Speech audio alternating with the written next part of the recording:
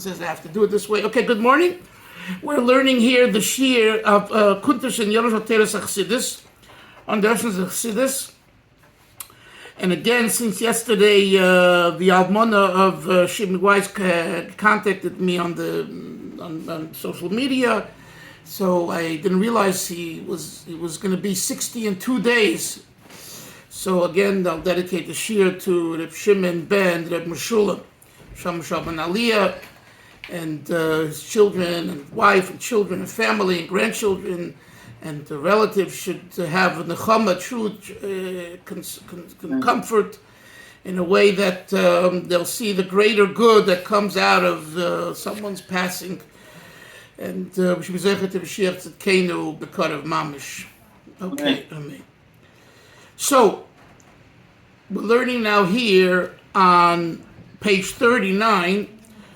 We're up to V'toichen Inyanim. Is that correct? Yes. The last thing we learned and read the note about was this idea of that when Mashiach will come, the Yud Kei Vav Kei will be Kri Kiksiv. That it'll be, we will pronounce it the way we read it, meaning to say, not now, the way it was in the Beis HaMikdash. So the way it was in the Beis HaMikdash will be also the way it will be in everyone's reality, in everyone's life, because that's the gilui that will be at the time. So let's go to page 37. It's actually 39. Yeah. V'toichen inyanim, the second paragraph. The events in English is these events furthermore, and the Hebrew it's v'toichen inyanim. V'toichen inyanim elu yischadesh leirak b'olam hazeh ela b'chol ha'olamis. Fascinating idea. This idea, the Chidush, that we discussed, 3 points, that they're quoting the Rambam, will not only be b'olam hazeh, this already is the Rebbe's own writing. Elagam b'chol ha'olamis. You'll have this b'chol ha'olamis, in all worlds. Question that you have to ask yourself is, what's the kesher? What's the connection between what happens here, that the wolf will lie with the sheep? So there'll be some idea in heaven, in those spiritual realms, that the wolf will lie with what does that mean, and why is that important? So the idea is, and this is a basic teaching in Chasidus that's important to know, it's based on a shalah. Okay, it begins before Chasidus. It begins with Bishaya Levi Horowitz, the Baal Shalosh, Shnei Luchis Abris, where the Shalah teaches that things lemata are remozim, are hints to what's going on lemaila. If you want to know what is happening in heaven, understand what's happening below, because below is a derivative, a byproduct of what's going on in heaven. And Chasidus Chabad adds a nuance to this and says that you know why it's happening below, it's because of the way it's happening above. It doesn't begin with our reality, it begins with a supernal, a holier reality. And because it's this way, in the holier reality, it's reflected in our reality, in our life. This is a very important teaching. Why? Because this tells us and teaches us that Ruchnius is the key to Gashmius. Now we hear this every day. Daven, learn, go to a tzaddik, go to a kaver, right? So what does that amount to? That Ruchnius is more important than Gashmius. The Shalah is giving insight. Again, the way the Chasidus explains the Shalah is giving intellectual understanding to that idea. Because on one hand, what does spirituality, Ruchnius, have to do with Gashmius? It's two different worlds. I can touch a cup, I can smell, I can talk, I can laugh, I can cry. And Ruchnius, it's like we said yesterday, it's all spiritual, it's all gibberish. the aha. Remember I told you the story, the aha. So until Mashiach comes, we don't really know what it is. Comes along the Shalom and says, you might not know what it is, but you need to know that the source, the key, it's the Ruchnius. And from the Ruchnius, Gashmius comes from that Ruchnius. So if you want to understand why your foot is hurting, look at the symbolic Ruchnistic idea of feet. And for example, the Rebbe writes this in letters to people who have issues with their feet. It says that tzedakah, giving charity, giving tzedakah, is the feet of man. It puts you on your feet. It gives you a solid base. So the Rebbe writes to someone in a letter who had severe feet issues to be marbe, to really increase in the giving of tzedakah. In other words, we find the element in the Gashmias, the issue, that has its counterpart in the Ruchnius, and we correct the Ruchnius, or we improve on the Ruchnius of that issue, and it will make a difference in the Gashmias. So that's why when someone comes to a tzaddik and the tzaddik says, check your mezuzahs, check your tzitzis, check your tefillin, whatever, and we say, what ma'anya shmita seitel har Sinai? What does one have to do with the other? The answer is, boy, do they have to do with it, because that's where the ikar is. And if you could hone in on the right area in your life that's associated to the issue that you're dealing with now, you'll have great improvement and greater atzlach and everything else. And the Alter Rebbe, by the way, in the Hagdom, in the introduction to Tanya, he alludes to that. He says, he not only alludes, he writes it clearly. He says, everyone has a source in Torah, right? Everyone has. The problem is we don't see it. Where is the name Avram Bel in Torah? Where is the idea of Avram in the Torah? Avram Bel, Chaim Dalfin, Yoini. Where is it? And the answer is, you look from today to tomorrow and you won't find it. You know why you won't find it? Because we're walking in darkness. Because we're spiritually not sensitive, not enough.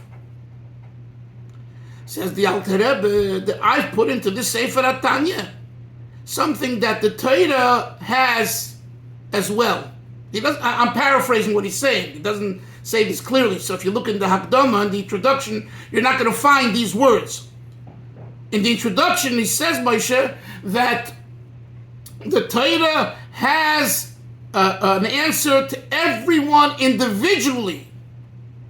Not just biklalut, generally speaking. Individually. The answer is finding it and unlocking that key, that answer.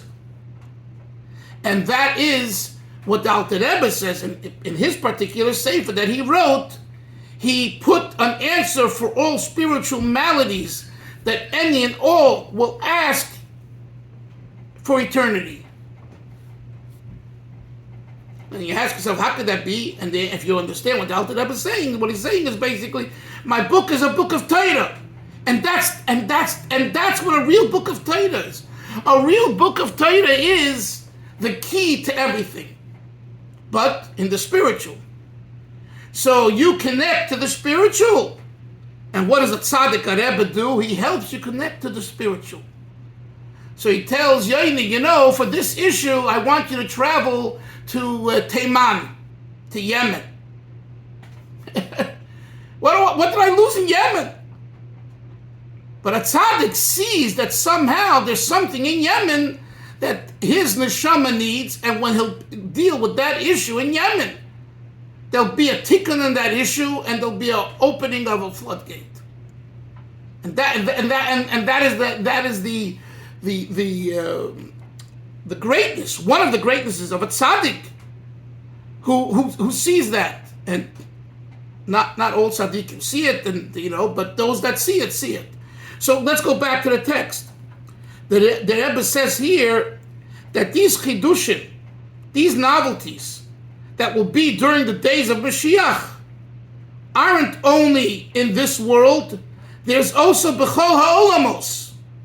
In all spiritual realms, there'll be a Chiddush. It'll be a new Gan Eden. It'll be a new Malachim. It'll be a new Atzilus, a new Radla, a new... You understand? Let's continue.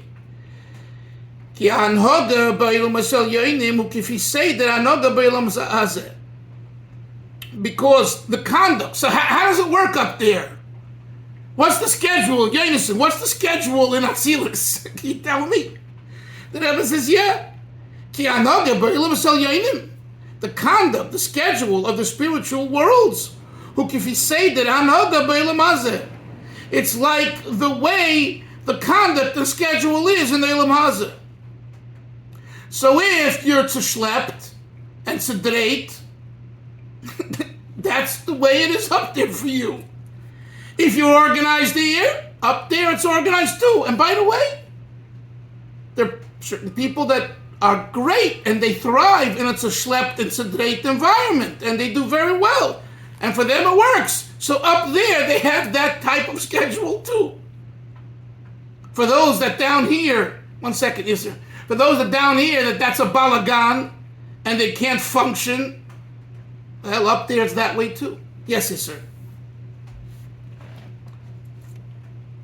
Yes, sir. I don't want to take away from the text, so I'm going to posit the question for when we farbrain. Okay? Okay. Let me go back to the text.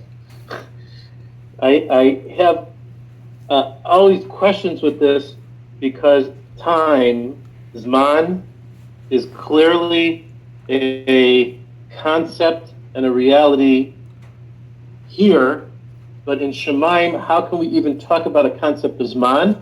Yet, we talk about neshamas getting out of their punishments for Shabbos. We talk about the 11 months. But yet we're talking about an olam that's malamin hazman. That's the question. We'll talk about it another time. Okay. It's a very good question, an important one, but as you said, not for now. And we have to, Mr. Shem will revisit it sometime. Let's continue in the brackets.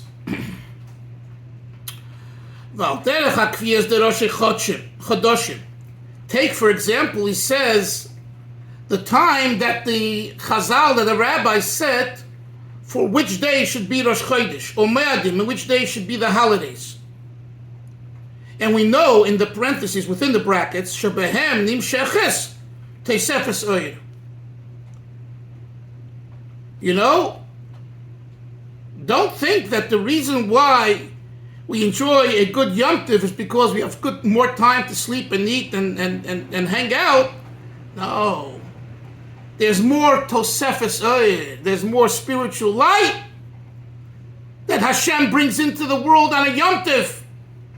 And you could grab onto that. You can connect to that. De la Maila. So, Valderach HaKfiyas de Rosh Chodesh Moedim de la Maila, the similar to God setting the schedule, the days of Rosh Chodesh and holidays, shu kfi oifek kviyusam lemata. No?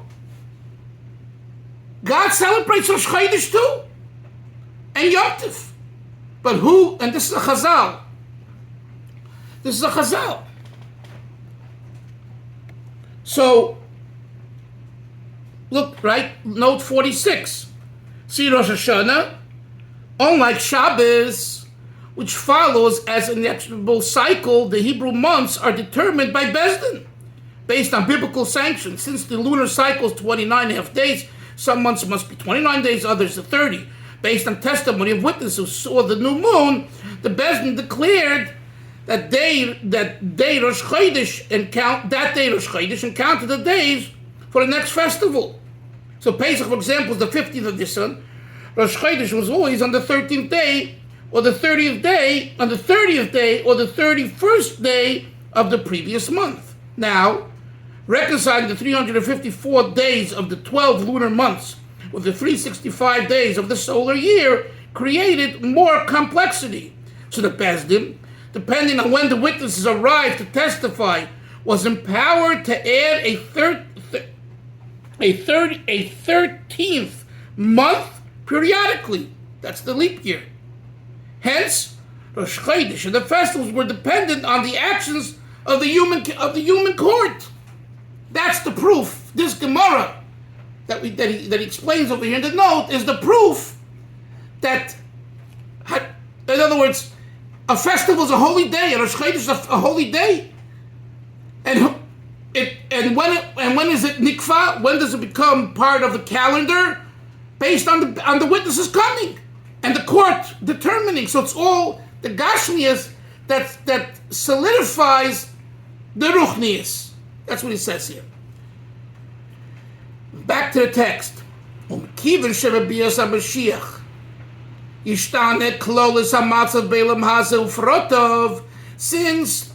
during the coming of Mashiach, during the time of Mashiach, the overall situation, the matzav of Elam Hazeh, of this world, will change. There'll be yishtaneh shinui, hareshinui dugmasa yegam bo'elism elyonin.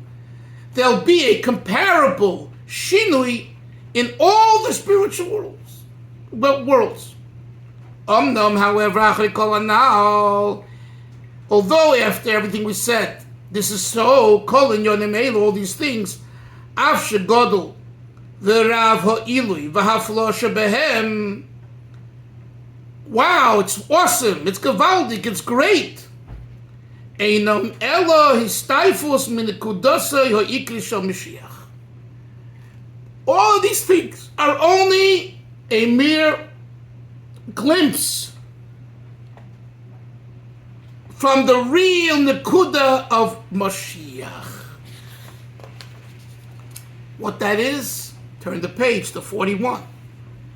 In Yonah Yikra Shel Mashiach, chapter 5, what's the main nekuda, main point of Mashiach? Hu Yechida. And you need to really get this down clear, because this is the theme throughout the rest of the kuntras. We're going to use this word a lot. Yechida. Yechida means from the word Yachid. One, only one, oneness. In Yonah Yikra, the concept of Mashiach is Yechida, as is known. Ki yedua sheDavid zocha lebchilas nefesh. David merited to live and experience the level called nefesh, Eliyahu, the ruach, Moshe, the neshama, Adam Arisha, the chaya, or Mashiach yizke leyechida. 5 levels of soul called nefesh, ruach, neshama, chaya, yechida. The acronym of which is Naran Chai. Nun Reish Nun Chai. Right, Nun Reish Nun, dittos between the Reish and the Nun is Naran. Chai is, and dittos between the Ches and the Yud is Chaya Yechida. Nefesh is the active mode of soul.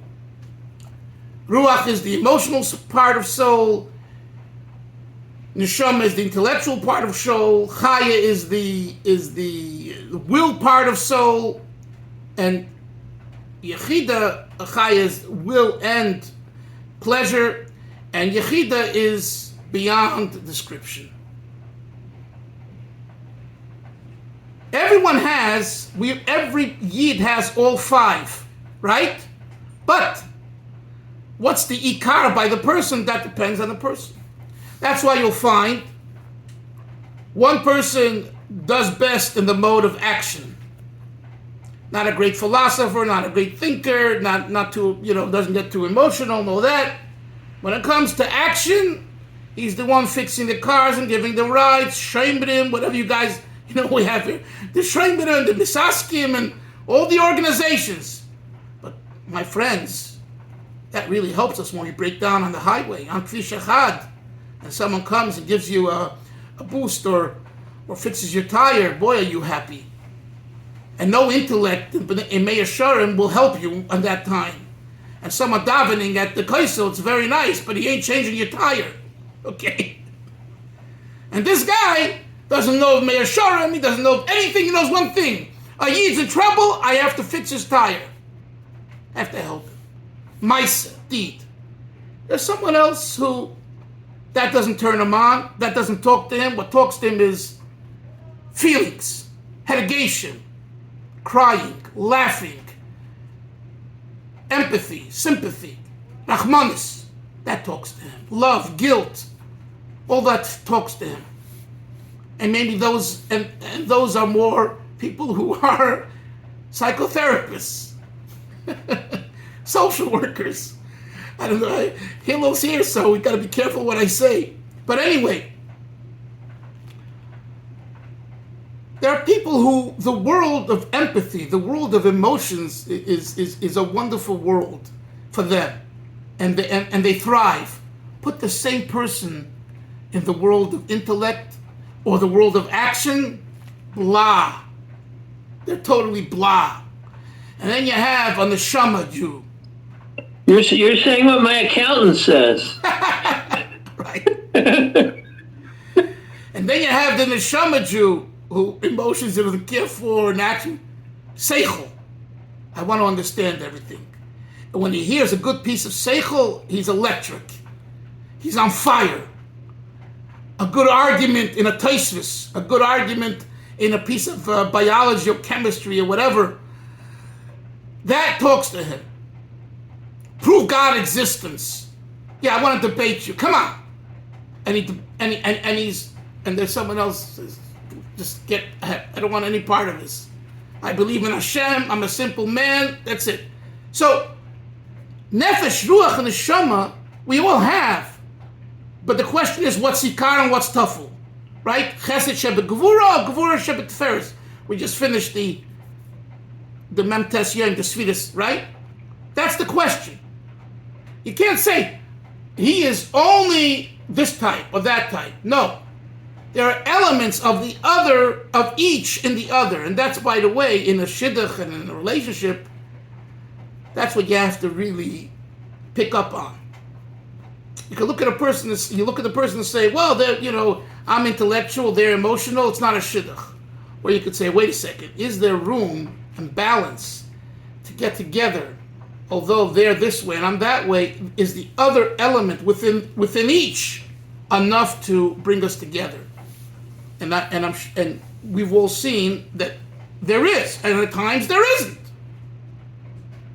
Because if someone is completely dominated by one of these ideas of nefesh, ruach, and neshama, and the other person is dominated completely the other way, then we have fire and water, and we have friction, and we have breakup, and we have not a good situation. And the same is in employer and employees, and the same is with rebbes and teachers, rebbes and children, and in schools and yeshivas. What I learned, one of the things over years of writing and looking at stories, individuals, disagreements, is you have to look deeper. I'll give you a short example, time is running out, but Frierdiker Rebbe had a certain melamed, not melamed, a mashpia, someone who the Rebbe Rashab, his father, appointed to look after him spiritually. His name was Rav Avram Doiv HaMalach, known as the Malachim. I'm sure you've heard about them, or read a little bit about them, the Malachim. Their heyday was in the 1930s when the students of Torah Vodaas, a group of students, left Torah Vodaas and went to the Malach and to the yeshiva that they opened, and it caused a uproar in the Brooklyn Orthodox community. And Reb Shraga Feivel Mendelovitz was a very special Yid, got a psak from Reb Chaim Oizer of Vilna, the great Reb Chaim Oizer, that he may ask them to leave the yeshiva, which he did. He basically threw them out of yeshiva. And his reasoning was that it's very nice to be so religious, but you're causing that American parents don't want to send their kids to yeshiva. That's a whole discussion, but that was at the time, talking about in the 30s, this was a very real issue. And I'm not saying I agree with him, I'm just telling you what happened and the psak that he got. So, this same person, the father figure of the Malachim, Rabbi Ram Chaim, was a Chabad, a real Lubavitcher Chassid, with all the trimmings. But with all the trimmings meant also his particular style. And that's what people don't realize. It's not, and he gave the previous Rebbe a hard time, and he accused them of reading Haskalah books. Later there was a Bezdin, and then the previous Rebbe was vindicated. So people look at the story which happened, and it was a very, very serious issue. There's many more details. I'm just making it brief and short. I wrote a 40-page article in my book Chabad Portraits, Volume 1, on this, if you care to look at it in great detail. So what we fail to realize is, the way I see it, it was simply a bad relationship between a certain type of teacher and a certain type of student. The Frierdiker Rebbe was a very, very social, outgoing, fun-going type of a person. He enjoyed people, what we would call a people's person. The Malach was just the opposite, to the extreme. He was very stringent and very reserved and very alone and very strict. Now you put such a teacher to a young 15, 16, 17-year-old young man, teenager, who happens to be a tzaddik, a Rebbe's son, the shidduch it's not a great one. I'm just saying the way it looks to me. So of course there's going to be issues. So if it's not, I'm accusing you of askala, why did you wipe your nose a certain way? Why are you sitting a certain way?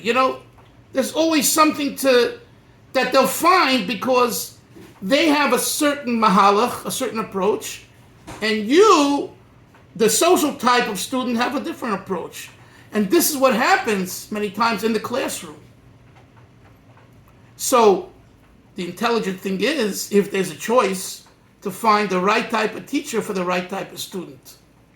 Or, one second, Yonis, or as we learned in the Kuntres Chinuch Vadracha of the previous Rebbe, if the educator wants to really be not just a teacher but an educator, as he teaches us in that Kuntres, then work with that student and find within yourself ways of accepting that student and understanding that student is not you.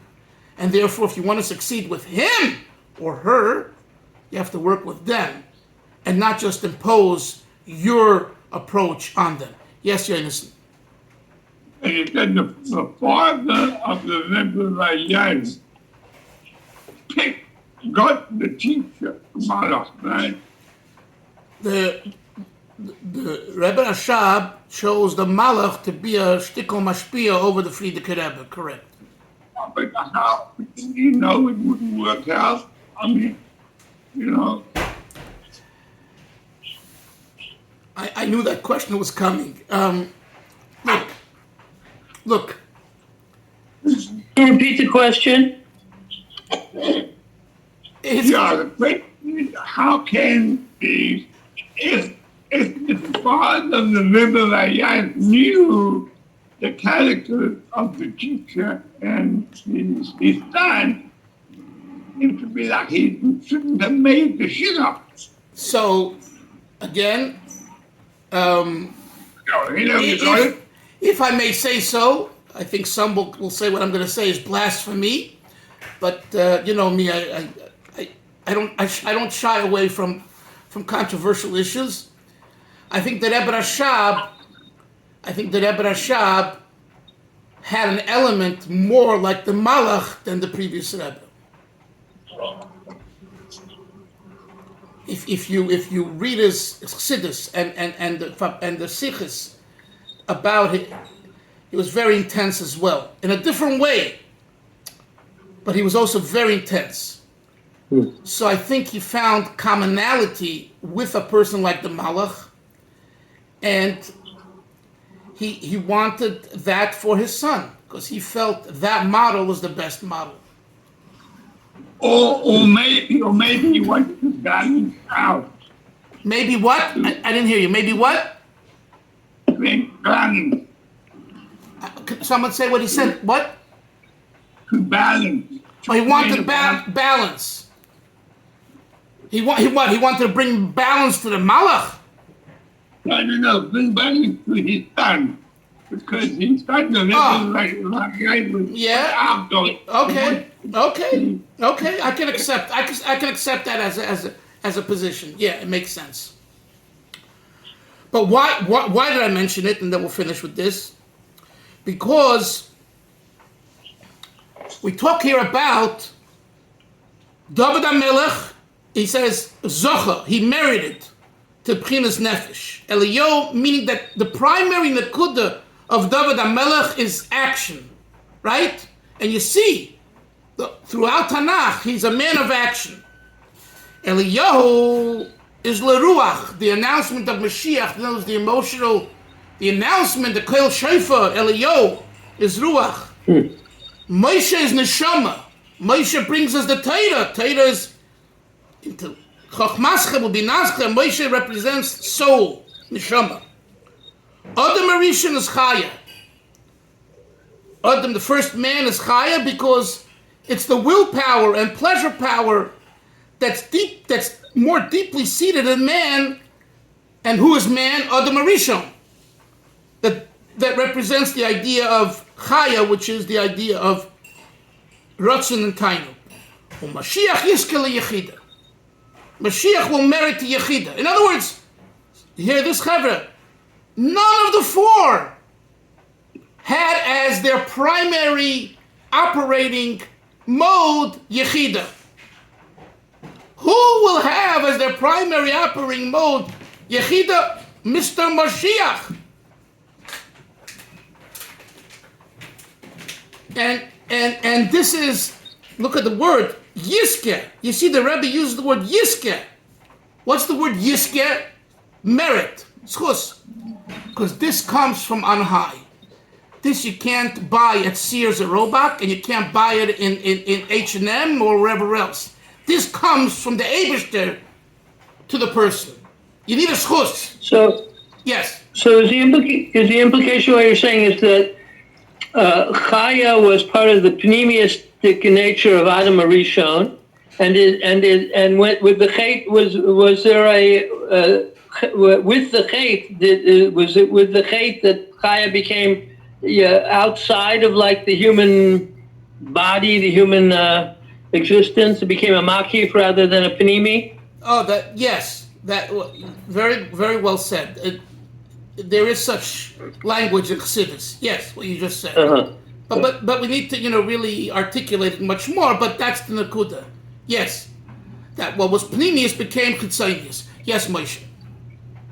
Rabbi Duff, I just want to go back to something you mentioned a little while ago. Okay. Regarding, and I must admit I didn't totally catch it, but you said something to the effect of people, let's say, when they have a different show, when they have a different, I don't know, Shorish. Yeah. Shorish that could cause, like sparks to fly, like friction.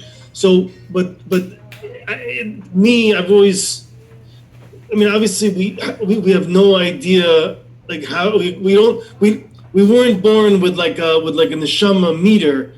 Like a detection system, right. Our spouse, where are they coming from, or someone we have to work with, et cetera, et cetera. I just wanted to bring us back to it for a second, just a question of like, what do we do with that? Well, it's a good point. The first thing is, do we realize it? Are we sensitive to it? That's the and before that, you can't go further. First, you have to become sensitive to that, to become aware that that's a possibility. So, what I quoted a few weeks ago from the Arizal, sibling rivalry. You have a brother, you have a sister. You're sitting on your couch. Tomorrow Shabbos, a few days Shabbos, and you remind yourself, we fought and we had this and that, and now you don't have such a great relationship. What's going on? We come from the same mother and father. They were loving parents. What's going on? Or, is it our parents who created this situation? And you sit and you're thinking, the Arizal says an amazing thing. Arizal says that why there's sibling rivalry sometimes? Because they both are sucking from the same shirish on the spiritual Eitz Chaim tree, And each one wants more nourishment. And it expresses itself in the fact that they are jealous of each other. So, number one, if you understand this, and number one or two, you believe it, right? Because you have to believe that. Because no one can show it to you like this. Zeh Keli Zeh. Okay? So, at the end of the day, it's emunah. And if you believe in the Arizal's words, and you understand what he's saying, and it makes sense, and you gravitate towards that, then you'll start looking at your sibling that you are in a fight with, or not in good terms with, in a different way. It doesn't yet mean you're going to be best brothers or sisters and best friends, but at least you'll be able to start understanding, that there's something spiritual over here happening. And then you will position yourself in a different way. And I think that's very practical because it can bring such solace and such openness and such acceptance and such more happiness to a person who's been living with, anger and disappointment and guilt, whatever, for so many years. Yes, Moshe. For example, so you position oneself in a different way. What would be an example of that? I'm not jealous anymore that he has so much money and I have so little money. I'm not jealous anymore that he's my parents' what's the word we used to use, Yaini, in yeshiva? Favorite? Tattletale, like a pet. Yeah. A pet. Yeah. It's just pet, yeah. Yeah, a pet. He or she gets whatever they want. Parents gave him everything. Me, they made me work hard. Silver spoon.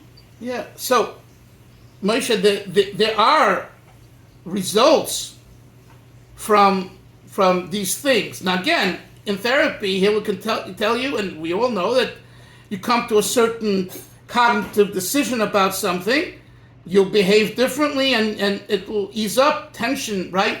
But here we're talking about that the cause of it is the understanding that beruchnius, spiritually, your neshama is coming from a different place. Nefesh ruch neshama chayechida. So, I'm just speaking to another friend who has like 3-4 brothers, and just was telling me a little about his brothers, and I found it fascinating. Same parents, together, wholesome, successful, 4 different sons, 4 different. How does that happen? So of course you could say it happens just by nature, world. He decides to be the lawyer, and he starts to be the doctor, and he starts to be the businessman and the accountant and the rabbi and the scholar, and it's a lot deeper. It's a lot deeper. So this idea is another example here. This is not really the topic of the mimer here, but I thought it was important to touch upon it because it is relevant. It is relevant. Now, at the same time, I do want to just say, because I don't want we should walk away with.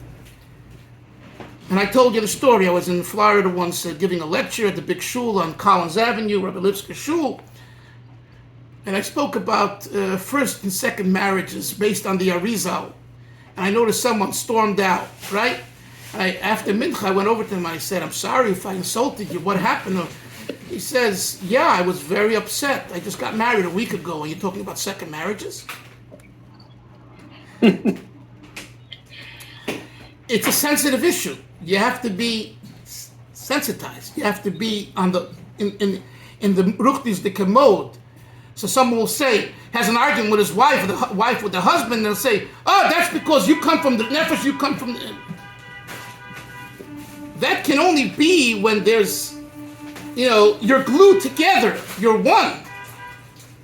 Then you could take this and make of it an understanding where something practical. But if not, best is to not go that direction because it can lead to a lot of problems. In other words, if we'll start, and that's Moshe, I think also what you're asking and saying is like, most of us are not into these things. So, and the answer is, you're right. I just said that if a person wants and needs to go this approach, it could be therapeutic. The Rebbe writes this to someone who lost a daughter, and it's a very unusual answer that the Rebbe gave. Usually, he didn't get this answer. And the Rebbe basically said, "I know the people we're talking about." And the Rebbe said, "Your daughter was taken, and it was Erev Pesach. So there was mamish, no shiva." So the mother wrote to the Rebbe, said, "It's bad enough that I lost my daughter, but they don't have a time to mourn for my daughter." You know what the Rebbe wrote? The Rebbe wrote, citing her name of this daughter, it's obvious from the way God made it happen that she didn't need Shiva. For her neshama to have tikkun and wholesomeness and to be in the right place. Now, that's a very hard thing to accept, but she reached out to the Rebbe, so the Rebbe opened up a door into the neshama over here of herself and her daughter and everything else, and shared it with her. And I saw over the last 30 years the positive result from this answer of the Rebbe. I saw it on the street. I saw it in action. It's not just, in up here. I saw it b'poel mamish. So for some people, these things are tremendously helpful, and for others, you have to stay away because it's very uncomfortable and it can make a lot of trouble, and it can hurt things. So it depends on the individual. Chevra, we'll get back to these things on Monday, Mitzvah Shem. Have a great Shabbos, and make sure you have this Shabbos your l'chaim, not the Rishus beer. Bye-bye. Go ahead.